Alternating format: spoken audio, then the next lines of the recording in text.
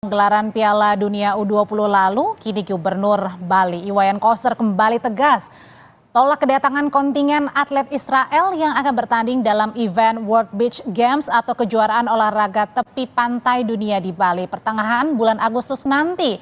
Kita bahas sore hari ini bersama dengan Ketua Komite Olimpiade Indonesia NOC Indonesia Raja Sabta Oktohari dan Ketua Komisi 10 DPR RI Saiful Huda. Selamat sore Bapak-Bapak. Selamat sore, Mbak Udri. Saya ke Bang Oto dulu.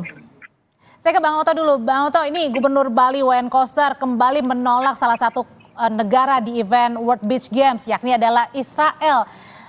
Ini gimana? Jadi batal atau enggak nanti kira-kira? Ya, jadi yang saya saksikan itu kan semua melalui media, baik itu media massa maupun media sosial. Tapi komunikasi formal sampai hari ini itu belum ada yang kami terima. Dan saya melihat bahwa perlu diluruskan, sepertinya banyak misinterpretasi dan juga banyak miskomunikasi yang terjadi. Misnya di mana, Bang? Anak World Beach Games sejak awal memang diadakan tanpa pengibaran bendera negara dan juga lagu kebangsaan. Namun itu sudah menjadi kesepakatan dari awal.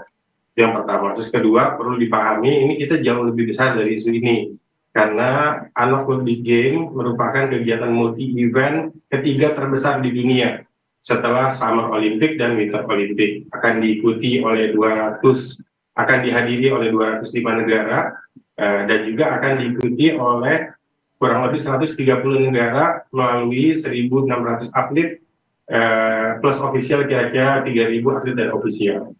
Nah, ini menjadi momentum penting buat Indonesia menunjukkan kepada dunia bahwa kita sudah di level yang berbeda. Ketika kita menjadi tuan rumah G20 di Bali kemarin dan juga Parlemen 20 di Bali, kita menunjukkan bahwa kita ini negara besar. Gitu. Jangan sampai kita dikerdilkan atau bahkan dikucilkan dari pergaulan dunia hanya karena salah satu. Jadi tapi kemudian ketika penolakan dari Gubernur Bali Iwayan Koster ini soal salah satu kontingen Israel tidak boleh datang, tidak boleh hadir? Nanti saya komunikasi langsung sama Pak Guru, saya jelaskan. Yang jelas gini, kita harus menghentikan euforia, jangan gaduh. Olahraga itu alat pemersatu, bukan alat pemecah belah bangsa.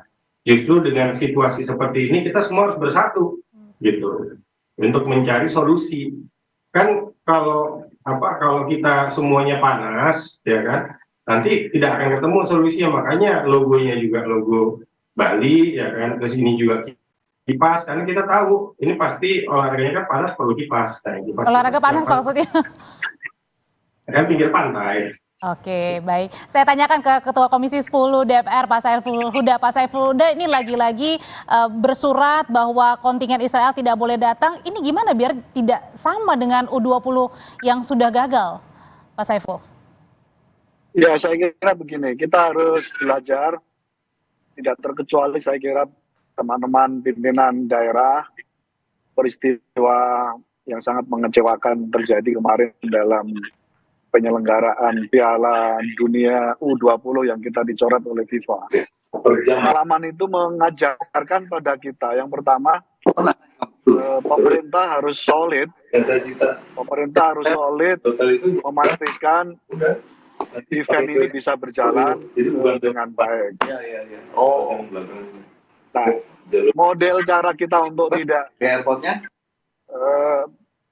tetap solid, pemerintah daerah saya kira tidak perlu bikin statement secara terbuka dulu sebelum duduk bersama dengan para pihak. Nah, karena itu saya menyesalkan statement Pak Koster. Semestinya beliau memahami betul suasananya dulu dari peristiwa kemarin. Saya mendorong supaya Pak Iwayan Koster untuk bisa duduk bersama, koordinasi dengan Mas Okto selaku Ketua NOC kita, dengan Ibu Menlu dan Pak Mas Menteri baru kita, Mas Menpora, Mas Dito, untuk berdiskusi dulu dan memastikan, karena kita sudah ditetapkan sebagai tuan rumah dari World Beach Games ini. Tapi ketika sudah kepalang tanggung ini karena sudah ngomong kan di depan media massa gitu, Pak Saiful? Ya, saya kira tidak ada salahnya Pak Koster menarik dulu statementnya dan memastikan bahwa apa yang akan diselenggarakan ini sebenarnya sudah memenuhi protokol dari kebijakan politik luar negeri yang tadi disampaikan oleh Mas Okto. Tidak ada pengibaran bendera, tidak ada menyanyikan lagu kebangsaan negara-negara itu dan seterusnya. Artinya kalau dengan dua syarat itu, dengan tidak ada pengibaran bendera ataupun tidak menyanyikan lagu kebangsaan, Bang Okto harusnya tetap boleh ya, memperbolehkan gitu kontingen Israel untuk datang ikut World Beach. Jadi saya ini masih menggunakan baju hitam pasca pembatalan U20. Jadi Komite Olimpiade Indonesia itu masih berkabung sampai hari ini. Dan kita merasakan betul karena kita terlibat langsung. Kalau U20 ini hanya berurusan dengan satu statuta yaitu FIFA.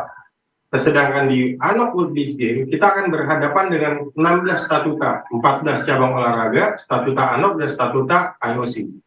Nah, saya orang yang pernah punya pengalaman pribadi pada saat Indonesia dijatuhkan sanksi oleh satu statuta, namanya anti doping, yaitu WADA.